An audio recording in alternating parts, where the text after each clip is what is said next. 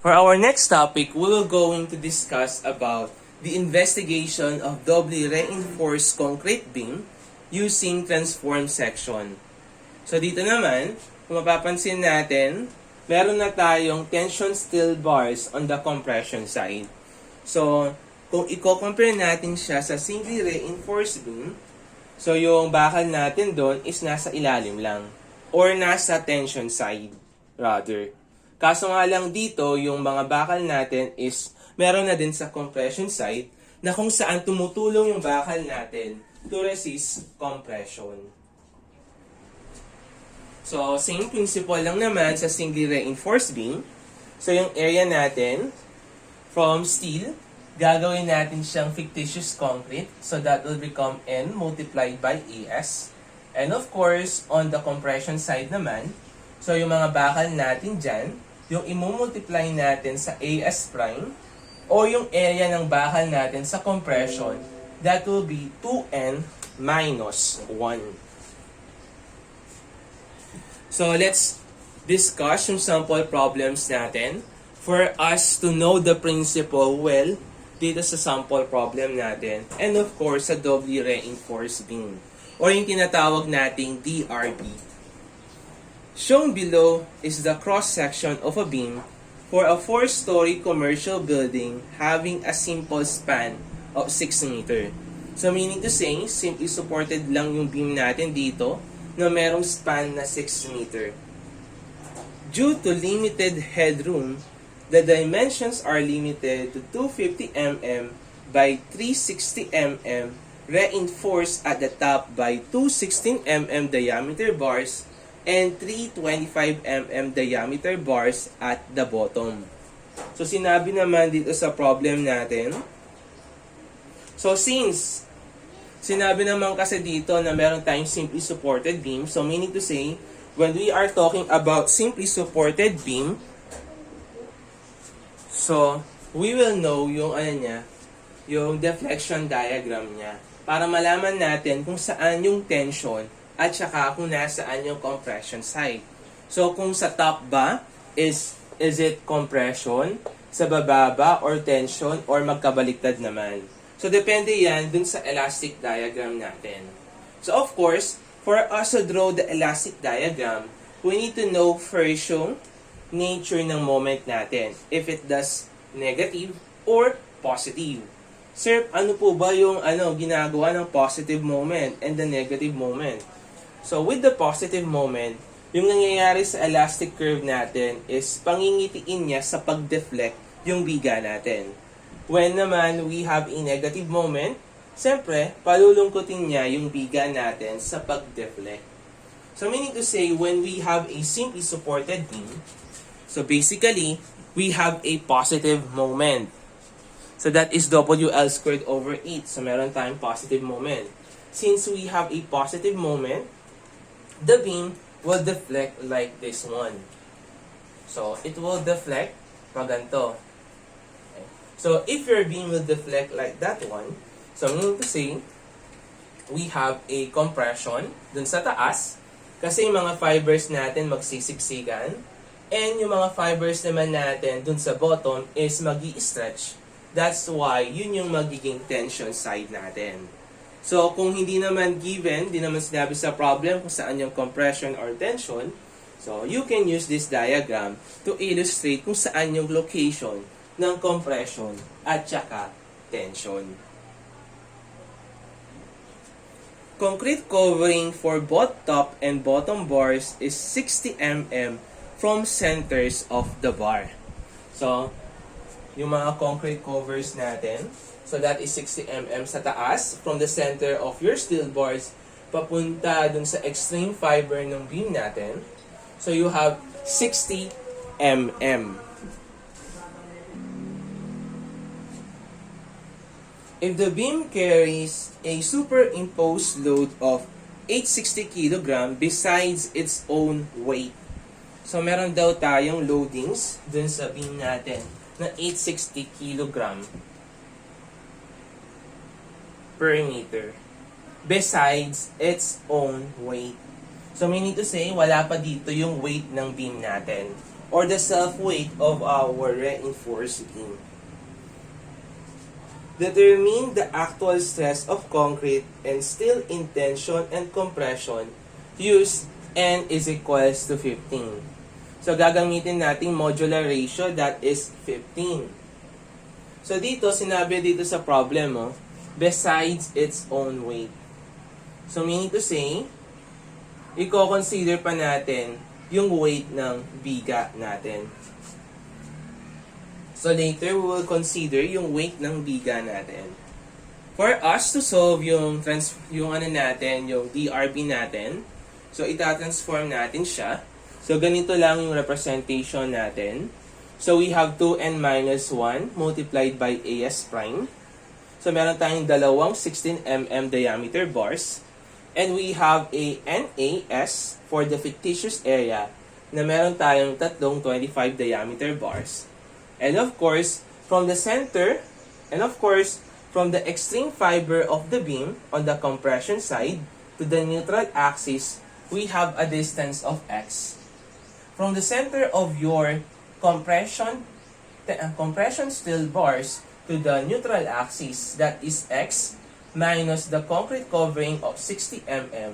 So we have x minus 60. And for the tension steel bars naman, so we have a distance from the neutral axis na 300, or the effective depth of your beam minus the value of your x. So we have 300 minus x. So, meron lang tayong konting adjustment sa mga formulas natin due to the presence of our compression steel bars. So, para maging maayos na yung solution natin, let us compute for the value of your N, AS muna. So, we have a modular ratio of 15 multiplied by yung area, pi over 4, multiplied by 25 diameter bars, multiplied by kung ilang piraso tayo. So, that is 3. So, you have a value of 22,089.3 mm squared. So, dun naman tayo sa compression steel bars natin. So, that is 2n minus 1 multiplied by AS prime. So, you have 2. Yung n natin, that is 15 minus 1 multiplied by AS prime. So, you have pi over 4 multiplied by 16 squared multiplied by 2. So, you have a value of 11,661.6 mm squared. So, ganun lang yung pagkuha natin, no? Kunin lang yung NA-S tsaka yung 2n minus 1 multiplied by AS prime. So, for the next step, we're going to use yung transformed section natin. So, using the transformed section, so gagawin lang natin is we will just summation moment yung mga areas natin along the neutral axis is equal to 0. So, for this, unang-una sa lahat is yung muna natin, yung sa konkreto muna natin. So, yung base natin dito, this is 240. So, if we will going to apply yung mga natin dito, mga formulas natin. So, yung base natin, that is B. Tapos, yung height ng concrete natin sa compression, ha? Compression is equal to tension to, ha? Compression is equal to tension. So, yung compression natin, meron siyang width na 250 na B, meron siyang height na X. And then, i-multiply natin, i-moment natin yung area niya with respect to the neutral axis. So, meron niyang distance na X over 2. Plus, yung susunod natin, that is 2n minus 1, or yung sa compression steel bars natin, multiplied by the AS prime, multiplied by yung distance niya from the neutral axis na x minus 60 is equals to the tension steel bars naman on the tension side. So, eto buong compression equals the tension. So, you have NAS. So, yung i-moment natin yung area niya with respect to the neutral axis. na meron tayong distance na 300 minus x. So, kung aayusin natin yung mga given natin dito, so we have a width of 250, x squared over 2, plus 2 multiplied by 15 minus 1 multiplied by, so meron na pala tayong value ng 2n. 2n minus 1 multiplied by as prime. So yung value natin dyan, we have eto, 1161. 1161.6.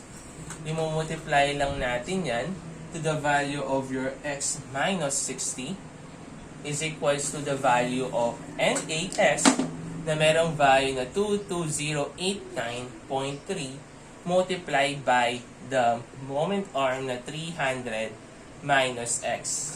So by shift solve, we can now solve for the value of your x, which is equal to 142.19 mm. So that will be the distance from the extreme fiber in compression to the neutral axis. So after finding the value of your x, hanapin na ngayon natin yung value ng moment of inertia natin. So for the moment of inertia, siyempre that is about the neutral axis. So same principle lang tayo as discussed dun sa singly reinforced beam natin. So dito naman, dito sa compression natin, compression side sa concrete, so that is bx cubed over 3 plus dito naman sa ano natin, sa mga bakal natin, yung contribution lang niyan is ano lang, sa transfer formula lang natin. Diba, meron tayong ano dyan. So, I is equals to Ix plus AD squared. So, yung contribution lang ng mga bakal natin as discussed dun sa singly reinforced beam is yung AD squared lang. So, dito naman, unahin muna natin yung compression steel bars natin. So that is 2n minus 1 multiplied by as prime multiplied by, yun yung area niya, multiplied by the distance from the centroid of your steel bars to the neutral axis. So that is x minus 16 quantity squared.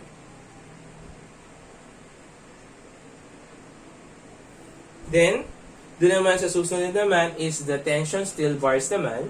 Same principles lang, yung area niya, we have n multiplied by as multiplied by the distance from the centroid to the neutral axis, we have 300 minus x. Do not forget to square the distance. So ganun lang kasimple yung pagkuha ng moment of inertia natin. So if you were going to substitute yung mga values natin for the moment of inertia, so you have a base of 250. Yung x natin, that is 142.19 cube over 3 plus 2n minus 1 multiplied by as prime, that is 11661.6, and yung x natin, that is 142.19 minus 60 quantity squared plus the tension steel bars natin na NAS or 22,089.3 multiplied by the moment arm natin na 300 minus 142.19 squared. So if you were going to simplify yung mga values natin dito, so the moment of inertia about the neutral axis is equal to 868.455 times 10 raised to 6 millimeter raised to the 4th. So after finding yung ano natin, moment of inertia natin, siyempre hanapin na natin yung mga values natin. So dito sa problem natin hinahanap is the actual stress of concrete and steel in tension and compression. So hahanapin daw natin yung actual stress natin or yung small f natin. So as a form of recap lang naman, since parehas naman na naging compression ngayon, yung mga bars, yung ano natin, yung buong material natin. So from having a heterogeneous material to a homogeneous material. So since parehas na lang sila, so meaning to say, we can consider na yung buong material natin na homogeneous material hypothetically due to the transformed section. So meaning to say, in finding for your actual stresses, we can use yung mga formulas natin for the bending, which is equal to Fp is equals to My over I.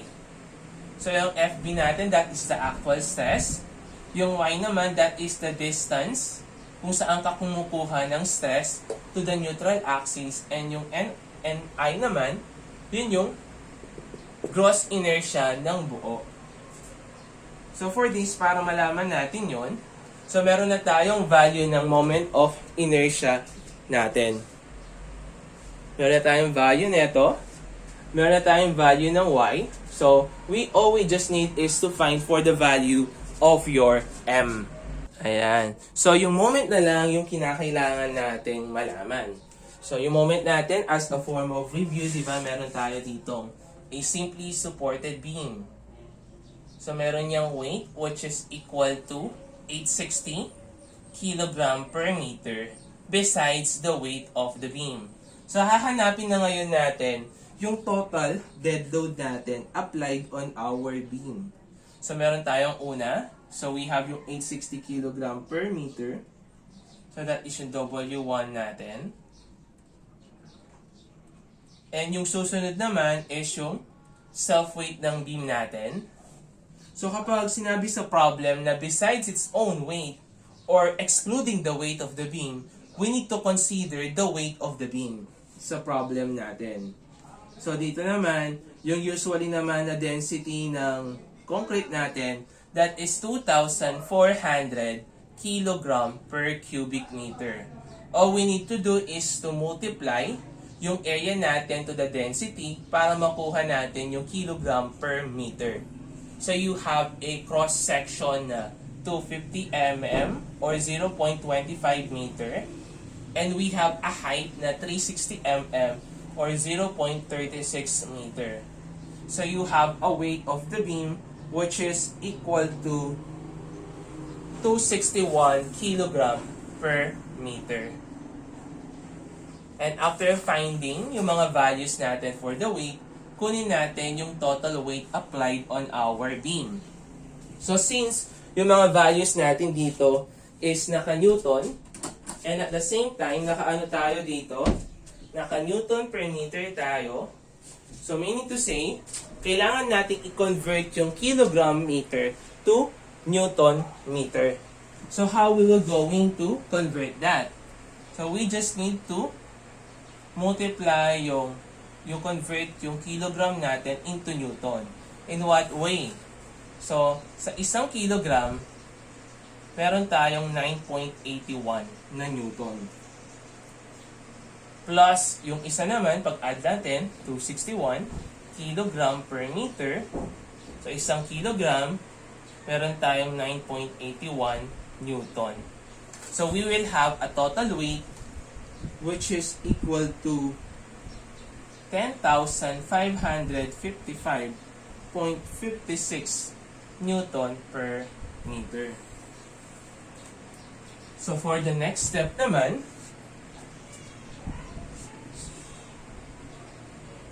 so, that is the step letter D. For the next step naman, let us now calculate for the value of your Mmax that will be experienced dun sa beam natin. So, since we have a total load that is WL squared over 8, so yung W natin, that is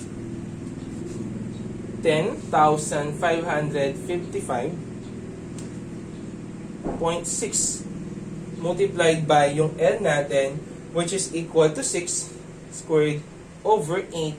So you have a value of your Mmax which is equal to 47,500.2 Newton meter. So next naman is we will going to find now the value of your actual stresses. Kasi nga, nakuha na natin yung value ng Mmax natin. So for us to calculate that, kunin muna natin yung sa concrete natin. kunin natin yung actual stress sa concrete. So that is sa compression side. So actual stress concrete, FB is equals to My over I. So that is F sub C kasi nga concrete is equals to the M or yung maximum moment. So yung Y natin, yun yung distance. So yung Y natin, yun yung distance from the neutral axis to the extreme to the material na kino-consider natin. So yung distance niya is M multiplied by yung C natin or yung X natin over yung I. So yung M natin, that is 47,500.2 multiplied by the value of your X. Ayan. So later na lang natin sila pag-ayusin. So we have 47,500.2. So eto naka-meter pa to. So kailangan natin gawin yung Newton mm. So times 10 raised to 3 lang natin yan para maging Newton mm multiplied by X, which is equal to 142.19 mm over yung inertia natin, which is equal to 868.455 times 10 raised to 6 millimeter raised to the 4th. So you have a value of your F sub C, which is equal to 7.78 megapascal. So after finding for the actual stress natin do sa concrete natin, or the compressive stress in concrete, let us now calculate for the actual tensile stress in steel naman. So sir, paano naman sa steel? So same principle lang tayo dun sa concrete. Kasi nga we have a hypothetical material. So meaning to say, ma-apply pa rin natin yung basic formula natin for strength of materials. So let us now calculate for the tensile stress of steel. So sa tension steel bars natin, tensile stress natin. So we have, so F, diba? So since konkreto yan, so that is F over S. Kaso nga lang, diba, gagawin natin konkreto hypothetically yung steel natin, kaya i-divide natin yan by N over yung M. Yung distance naman niya, we have 300 minus X over yung area, yung inertia natin. So if we will, aayusin natin, F sub S is equals to yung M natin, that is 47,500.2 times 10 raised to 3 para maging Newton mm. Kasi nga sa pagkuha natin, di ba, Newton at saka mm lang yung inaalaw natin para maging uniform yung mga units natin. Multiplied by 300 minus the value of your X na 142.19 over yung inertia natin na 868.455 times 10 raised to 6. So you have a value of your Fs, which is equal to, so nakalimutan natin multiply yung N, so cross-multiply na lang natin, multiplied by 15. So you have a value of F sub S, which is equal to 129.47 megapascal. So next naman, dun naman sa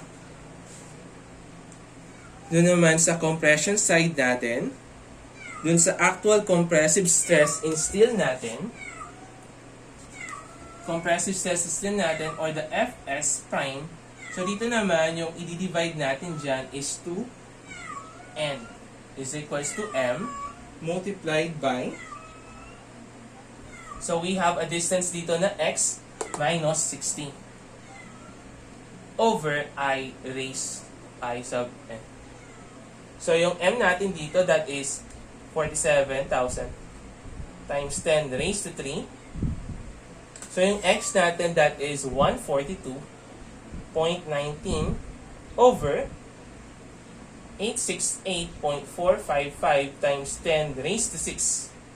And kung aayusin natin yan, is imumultiply na lang natin yan to the value of your 2N. Kaya 2 minus 2 multiplied by 15. So you have a value of Fs prime, so singit na lang natin dito, Fs prime, which is equal to 134.86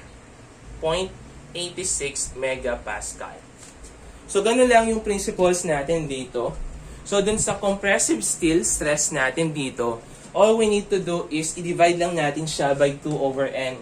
Kapag naman sa tension side naman yung kinukuha natin, di-divide lang natin siya by n.